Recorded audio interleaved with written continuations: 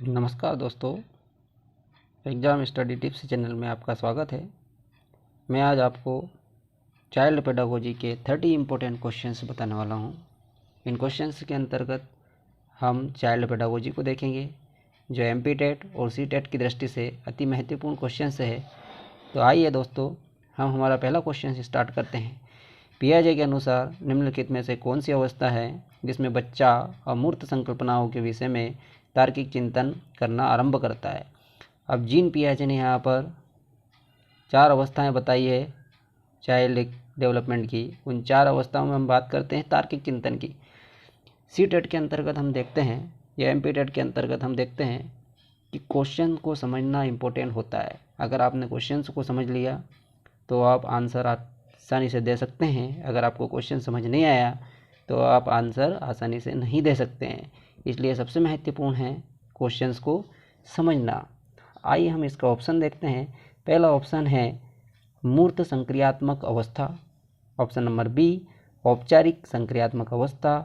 Option number C संवेदी प्रेरक अवस्था। और ऑप्शन नंबर डी पूर्व संक्रियात्मक अवस्था। अब इस क्वेश्चन के अंतर्गत हमसे पूछा है कि बच्चा तार्किक चिंतन करना कब शुरू करता है। तार्किक चिंतन करना, तो बच्चा तार्किक चिंतन करना औपचारिक संक्रियात्मक अवस्था में शुरू करता है। इसका ऑप्शन होगा सही, ऑप्शन नंबर बी। अगला क्वेश्चन हम देखते हैं, क्वेश्चन नंबर 2। बच्चों में बौद्धिक विकास की 4 विशिष्ट अवस्थाओं पहचान की गई है। यानी कि बच्चों की बौद्धिक विकास की अवस्थाओं की पहचान किसके द्वारा की गई है। ऑप्शन नंबर ए है कोहलबर्ग द्वारा। ऑप्शन नंबर बी है स्किनर द्वारा। ऑप्शन नंबर सी है एरिक्सन द्वारा। ऑप्शन नंबर डी है पियाजे द्वारा। तो यहाँ पर जो हमारा राइट ऑप्शन होगा वो है ऑप्शन नंबर बी, स्किनर द्वारा। अगला क्वेश्चन हम देखते हैं, क्वेश्चन नंबर 3। विकास कभी ना समाप्त होने वाली प्रक्रिया है, यहाँ विचार किससे संबंधित है। तो इसका पहला ऑप्शन हम देखते हैं, ऑप्शन नंबर ए है अंतः संबंध का सिद्धांत। ऑप्शन नंबर बी है निरंतरता का सिद्धांत। ऑप्शन नंबर सी है एकीकरण का सिद्धांत। और ऑप्शन नंबर डी है अंतःक्रिया का सिद्धांत। तो इसकी अगर हम बात करते हैं तो इसका राइट ऑप्शन है वो है ऑप्शन नंबर बी, यानी कि निरंतरता का सिद्धांत। अगला क्वेश्चन नंबर 4 की अगर हम बात करते हैं, क्वेश्चन नंबर 4 देखते हैं। प्राथमिक स्तर पर एक शिक्षक में निम्न में से किसे सबसे महत्वपूर्ण विशेषता मानना चाहिए। यानी कि यहाँ क्वेश्चन में पूछा गया है कि प्राथमिक स्तर का जो शिक्षक होता है उसकी सबसे महत्वपूर्ण विशेषता क्या होती है। तो यहाँ ऑप्शन नंबर ए देखते हैं पढ़ाने की उत्सुकता। ऑप्शन नंबर बी देखते हैं धैर्य और दृढ़ता। ऑप्शन नंबर सी देखते हैं शिक्षण पद्धतियों और विषयों के ज्ञान दक्षता। ऑप्शन नंबर डी है अति मानक भाषा में पढ़ने में दक्षता। तो यह अगर हम बात करते हैं तो इसका राइट ऑप्शन होगा वो है ऑप्शन नंबर बी, यानी कि धैर्य और दृढ़ता। एक प्राइमरी का शिक्षक होता है उसके लिए धैर्य और दृढ़ता अति आवश्यक होती है। अगला क्वेश्चन हम देखते हैं, क्वेश्चन नंबर 5। निम्न में से कौन सा शिक्षार्थियों में सृजनात्मकता का पोषण करता है। यानी कि यहाँ अगर हम बात करें तो इसका ऑप्शन नंबर ए है अच्छी शिक्षा के व्यवहारिक मूल्यों के लिए विद्यार्थियों का शिक्षण। ऑप्शन नंबर बी है प्रत्येक शिक्षार्थी की अंतर्जात प्रतिभाओं का पोषण करना एवं प्रश्न करने के अवसर उपलब्ध कराना। ऑप्शन नंबर सी है विद्यालयी जीवन के प्रारंभ में उपलब्धियों के लक्ष्यों पर बल देना। ऑप्शन नंबर डी है परीक्षा में अच्छे अंकों के लिए विद्यार्थी की कोचिंग करना। तो इसका राइट ऑप्शन जो होगा वो होगा ऑप्शन नंबर बी, प्रत्येक शिक्षार्थी की अंतर्जात प्रतिभाओं का पोषण करना एवं प्रश्न करने के अवसर उपलब्ध कराना। Question number 6। निम्नलिखित में से किस अवस्था में बच्चे अपने समवयस्क समूह के सक्रिय सदस्य हो जाते हैं। तो यहाँ हम देखते हैं कि वो कौन सी अवस्था होती है जिसमें समवयस्क यानी कि अपने समान या समवयस्क पूछा गया है, अपने समान समूह के सक्रिय सदस्य हो जाते हैं, तो वो ऑप्शन देखते हैं इसके। पहला ऑप्शन है किशोरावस्था, ऑप्शन नंबर बी है पूर्व बाल्यावस्था, ऑप्शन नंबर सी है बाल्यावस्था और ऑप्शन नंबर डी है प्रौढ़ावस्था। तो इसका राइट आंसर होगा वो होगा ऑप्शन नंबर ए किशोर अवस्था। अगला क्वेश्चन है क्वेश्चन नंबर 7, निम्न कक्षाओं में शिक्षण की खेल विधि आधारित हैं। यानी कि जो छोटी कक्षाएं होती है उनमें शिक्षण की खेल विधि किस पर आधारित होती है, ऐसा क्वेश्चन में पूछा गया है। तो इसका ऑप्शन ए शारीरिक शिक्षा कार्यक्रमों के सिद्धांत पर, ऑप्शन बी है शिक्षण की विधियों के सिद्धांत पर, ऑप्शन सी है विकास एवं वृद्धि के मनोवैज्ञानिक सिद्धांत पर और ऑप्शन नंबर डी है शिक्षण के सामाजिक सिद्धांतों पर। तो इसका राइट ऑप्शन होगा वो होगा ऑप्शन नंबर सी विकास एवं वृद्धि के मनोवैज्ञानिक सिद्धांत पर। अगला क्वेश्चन हम देखते हैं क्वेश्चन नंबर 8, निम्न में से कौन पियाजे के अनुसार बौद्धिक विकास का निर्धारक तत्व नहीं है। जीन पियाजे ने बौद्धिक विकास के जो निर्धारक तत्व बताए हैं उसमें से इसमें क्वेश्चन में पूछा है हमसे कौन सा तत्व नहीं है, हमें इस पर ध्यान देना है। हमें क्वेश्चन को बहुत अच्छे से पढ़ना है, उस क्वेश्चन को समझना है, उसके बाद हमें राइट ऑप्शन पर टिक करना है। तो इसमें हमसे कौन सा तत्व नहीं है ऐसा पूछा गया है। पहला दिया है इसमें, पहला ऑप्शन देखते हैं हम। ऑप्शन ए सामाजिक संचार, ऑप्शन बी अनुभव, ऑप्शन सी संतुलीकरण और ऑप्शन डी इनमें से कोई नहीं। तो इसमें अगर हम बात करें तो इसका जो राइट ऑप्शन होगा वो होगा ऑप्शन नंबर ए सामाजिक संचार। अगला क्वेश्चन हम देखते हैं क्वेश्चन नंबर 9। क्वेश्चन नंबर 9 की बात करें, बालकों की सोच अमूर्तता की अपेक्षा मूर्त अनुभवों एवं प्रत्ययों से होती है, यह अवस्था है। यानी कि हम क्वेश्चन में पूछा गया हमसे कि बालकों की जो सोच होती है वो अमूर्तता की अपेक्षा मूर्त अनुभव एवं प्रत्ययों से होती है, यह अवस्था कौन सी है। यानी कि जो देखता है और जो अनुभव करता है वैसी अवस्था कौन सी होती है। तो यहाँ ऑप्शन हम देखते हैं, पहला ऑप्शन है 7 से 12 वर्ष तक, ऑप्शन बी है 12 वर्ष से वयस्क तक, ऑप्शन सी है 2 से 7 वर्ष तक और ऑप्शन डी है जन्म से 2 वर्ष तक। तो यहाँ हम बात करते हैं, हमारा राइट ऑप्शन होगा वह है हमारा ऑप्शन नंबर ए 7 से 12 वर्ष तक। क्वेश्चन नंबर 10 देखते हैं, विकास के संदर्भ में निम्न में से कौन सा कथन सत्य नहीं है। अब हमसे यहाँ पूछा है नहीं है, विकास के संदर्भ में कौन सा कथन सत्य नहीं है। तो यह हम देखते हैं, ऑप्शन ए विकास की प्रत्येक अवस्था में अपने खतरे हैं, ऑप्शन बी विकास उकसाने या बढ़ावा देने से नहीं होता है, ऑप्शन सी विकास सांस्कृतिक परिवर्तनों से प्रभावित होता है, ऑप्शन डी विकास की प्रत्येक अवस्था की अपनी विशेषताएं होती हैं। तो यहाँ हमारा जो सही ऑप्शन है, जो राइट ऑप्शन है वो है ऑप्शन नंबर बी, यानी कि विकास उकसाने बढ़ावा देने से नहीं होता है। अगला क्वेश्चन, क्वेश्चन नंबर 11, निम्न में से कौन सा विकासात्मक कार्य उत्तर बाल्यावस्था के लिए उपयुक्त नहीं है। यानी कि हम विकास हो रहा है तो विकासात्मक कार्य बाल्यावस्था जो होती है उसके लिए, उत्तर बाल्यावस्था जो होती है उसके लिए उपयुक्त नहीं है, उपयुक्त नहीं है ऐसा हमसे पूछा है।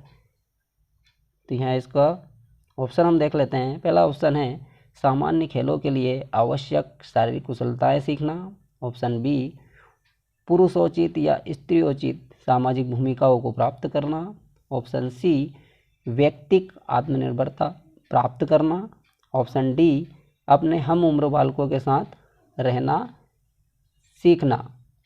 तो यहाँ पर हम बात करते हैं, जो हमारा राइट ऑप्शन है वो है ऑप्शन नंबर बी, यानी कि पुरुषोचित या स्त्रीयोचित सामाजिक भूमिकाओं को प्राप्त करना। अगला क्वेश्चन है क्वेश्चन नंबर 12, खिलौने की आयु कहा जाता है, यानी कि टॉय एज किसे कहा जाता है, ऐसा पूछा है। तो यहाँ हमारा ऑप्शन नंबर ए है पूर्व बाल्यावस्था को, ऑप्शन नंबर बी है शैशवावस्था को, ऑप्शन नंबर सी है उत्तर बाल्यावस्था को, ऑप्शन नंबर डी है ये सभी। तो इसमें से हम देखते हैं जो राइट आंसर है वो है ऑप्शन नंबर ए पूर्व बाल्यावस्था को। अगला क्वेश्चन है हमारा वो है निम्न में से, क्वेश्चन नंबर 13 की बात करेंगे, निम्न में से कौन सी पूर्व बाल्यावस्था की विशेषता नहीं है। अब यहाँ पर हमसे फिर पूछा है, क्वेश्चन को समझना है कि पूर्व बाल्यावस्था की विशेषता नहीं है। तो यहाँ हमारा ऑप्शन ए होगा दल समूह में रहने की अवस्था, ऑप्शन नंबर बी है अनुकरण करने की अवस्था, ऑप्शन नंबर सी है प्रश्न करने की अवस्था, और ऑप्शन नंबर डी है खेलने की अवस्था। तो इसमें जो हमारा राइट आंसर होगा वो होगा ऑप्शन नंबर डी, यानी कि खेलने की अवस्था। खेलने की अवस्था जो होती है वो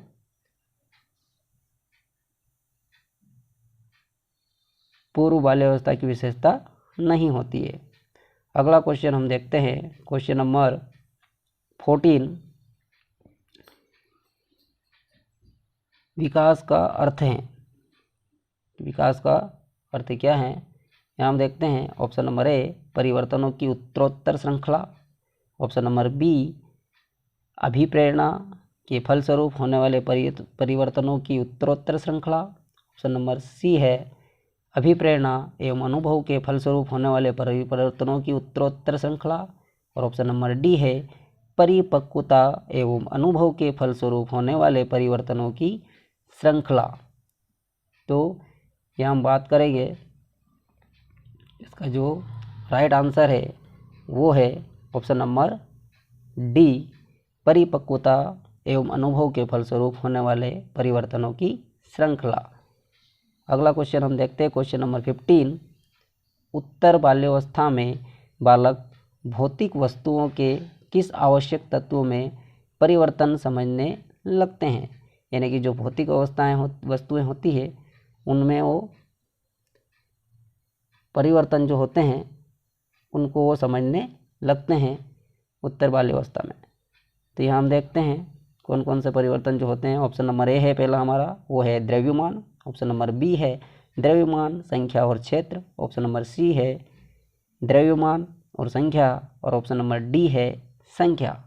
तो ये जो हमारा राइट आंसर यहाँ होगा वो होगा ऑप्शन नंबर बी, यानी कि द्रव्यमान संख्या और क्षेत्र।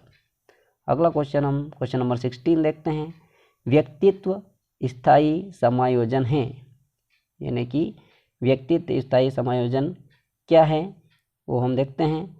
तो यहाँ ऑप्शन नंबर ए है हमारा पर्यावरण के साथ, ऑप्शन नंबर बी है प्रकृति के साथ, ऑप्शन नंबर सी है जीवन के साथ, ऑप्शन नंबर डी है ये सभी। तो ये हमारा जो राइट आंसर होगा वो होगा ऑप्शन नंबर डी ये सभी, यानी कि व्यक्ति का जो स्थायी समायोजन होता है इन सभी के साथ में होता है।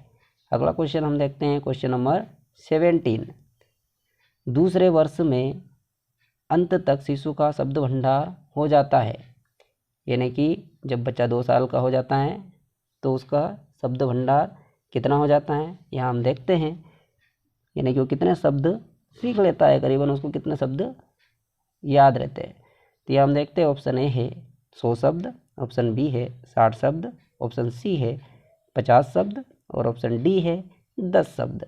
तो यह जो हमारा राइट आंसर होगा वो होगा ऑप्शन नंबर ए, यानी कि 100 शब्द।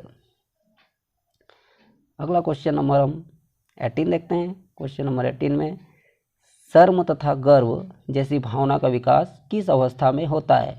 अब यहाँ पूछा है कि शर्म तथा गर्व जैसी भावना बच्चे में किस अवस्था में आती है। तो यहाँ ऑप्शन है हमारा ए शैशवावस्था, ऑप्शन नंबर बी है बाल्यावस्था, ऑप्शन नंबर सी है किशोरावस्था, ऑप्शन नंबर डी है वृद्धावस्था। तो जब हमारा राइट आंसर होगा वो होगा ऑप्शन नंबर बी बाल्यावस्था, यानी कि शर्म तथा गर्व जैसी भावना बाल्यावस्था में होती है।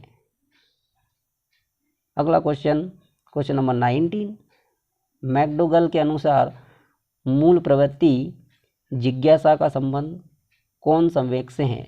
यानी कि मैकडोगल ने जो संबंध बताए हैं उसमें मूल प्रवृत्ति यानी कि जिज्ञासा, क्यूरियोसिटी, जानने की इच्छा का संबंध कौन से संवेग से है। तो यहाँ ऑप्शन नंबर देखते हैं हम, ऑप्शन ए भय, ऑप्शन बी घृणा, ऑप्शन सी भूख, ऑप्शन डी आश्चर्य। तो यहाँ हमारा जो राइट आंसर होगा वो है हमारा आश्चर्य। अगला क्वेश्चन हम देखते हैं क्वेश्चन नंबर 20, शैशवावस्था की मुख्य विशेषता क्या नहीं है। अभी हमसे पूछा है कि शैशवावस्था जो होती है उसकी मुख्य विशेषता क्या नहीं होती है, हमें क्वेश्चन को समझना है। तो यहाँ हमारा ऑप्शन हम देख लेते हैं। पहला ऑप्शन है ए सीखने की प्रक्रिया में तीव्रता, ऑप्शन बी जिज्ञासा की प्रवृत्ति, ऑप्शन सी चिंतन प्रक्रिया और ऑप्शन डी अनुकरण द्वारा सीखने की प्रवृत्ति। यह हमारा राइट आंसर होगा वो होगा चिंतन प्रक्रिया। अगला क्वेश्चन हम देखते हैं क्वेश्चन नंबर 21, किस मनोवैज्ञानिक के अनुसार विकास एक सतत और धीमी प्रक्रिया है। यानी कि ऐसे कौन से वैज्ञानिक है जिन्होंने ऐसा बताया है कि विकास एक सतत और धीमी प्रक्रिया है। यहाँ ऑप्शन हम देखते हैं, option A Kolesnik, option B Skinner, option C पियाजे और ऑप्शन डी हरलॉक। तो यह हम बात करते हैं, जो हमारा राइट आंसर होगा वो होगा ऑप्शन नंबर बी स्किनर। अगला क्वेश्चन हम देखते हैं क्वेश्चन नंबर 22, बाल्य अवस्था होती है, यानी कि जो बाल्य अवस्था होती है वो कौन सी अवस्था होती है। तो ऑप्शन ए है 5 वर्ष तक, ऑप्शन बी है 21 वर्ष तक, ऑप्शन सी है 12 वर्ष तक और ऑप्शन डी है कोई भी नहीं। तो जो है हमारा राइट आंसर होगा वो होगा ऑप्शन सी, यानी कि जो बाल्यावस्था होती है वो 12 वर्ष तक होती है। अगला क्वेश्चन नंबर हम 23 देखते हैं, व्यक्तित्व विकास की अवस्था है, यानी कि व्यक्तित्व विकास की अवस्था इनमें से कौन सी है। ऑप्शन ए है अधिगम एवं वृद्धि, ऑप्शन बी है उपचारात्मक अध्ययन, ऑप्शन सी है व्यक्तिगत अध्ययन और ऑप्शन डी है इनमें से कोई नहीं। तो यहाँ हम देखते हैं हमारा जो राइट आंसर है, राइट आंसर होगा ऑप्शन नंबर ए, यानी कि अधिगम एवं वृद्धि। अगला क्वेश्चन नंबर 24 हम देखते हैं, विकास में वृद्धि से तात्पर्य है, यानी कि जब विकास होता है तो उसमें जो वृद्धि होती है उस वृद्धि से तात्पर्य है। तो उस वृद्धि से तात्पर्य क्या है वो हम देखते हैं। ऑप्शन ए में पूछा गया है, बताया गया है, ए ज्ञान में वृद्धि, ऑप्शन बी वजन में वृद्धि, ऑप्शन सी संवेग में वृद्धि, ऑप्शन डी आकार, सोच, समझ, कौशलों में वृद्धि। यानी कि जो हमारा यहाँ पर राइट आंसर होगा वो होगा ऑप्शन नंबर डी, यानी कि आकार, सोच, समझ, कौशलों में वृद्धि। अगला क्वेश्चन है 25, परिपक्वता का संबंध है, परिपक्वता का संबंध किससे है। तो ऑप्शन ए है हमारा विकास, ऑप्शन बी है बुद्धि, ऑप्शन सी है सृजनात्मकता, ऑप्शन डी है रुचि। तो यहाँ पर जो हमारा राइट आंसर होगा वो होगा ऑप्शन नंबर सी सृजनात्मकता। अगला क्वेश्चन हम देखते हैं क्वेश्चन नंबर 26, तनाव और क्रोध की अवस्था है, तनाव और क्रोध की अवस्था कौन सी है वो हम देखते हैं। ऑप्शन ए है शैशवावस्था, ऑप्शन बी है किशोरावस्था, ऑप्शन सी है बाल्यावस्था और ऑप्शन डी है वृद्धावस्था। तो तनाव और क्रोध कौन सी अवस्था में होता है? तो हमारा राइट आंसर होगा वो होगा ऑप्शन नंबर बी किशोर अवस्था, यानी कि जो तनाव होता है वो किशोर अवस्था में होता है।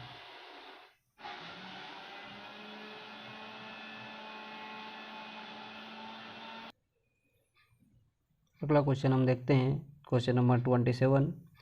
बच्चों की रुचि बनाए रखने के लिए आप कौन सी विधि का चयन करेंगे? यानी कि जो बच्चे हैं उनमें रुचि बनाए रहे, इसके लिए हम कौन सी विधि का चयन करेंगे? ऑप्शन ए है बच्चों को पढ़कर आने को कहेंगे और प्रश्न पूछेंगे। ऑप्शन बी है स्वयं गतिविधि करेंगे तथा बच्चों को बताएंगे। ऑप्शन नंबर सी है आप गतिविधि में बच्चों को शामिल करेंगे। और ऑप्शन नंबर डी है बच्चों को स्वयं गतिविधि करने के लिए देंगे। तो यहाँ जो हमारा राइट आंसर होगा वो होगा ऑप्शन नंबर डी, बच्चों को स्वयं गतिविधि करने के लिए देंगे। क्वेश्चन नंबर 28 देखते हैं, एक बच्चे की मानसिक आयु 12 वर्ष एवं वास्तविक आयु 10 वर्ष है तो उसकी बुद्धि लब्धि क्या होगी? Option A 110, option B 120, option C 100, option D 83।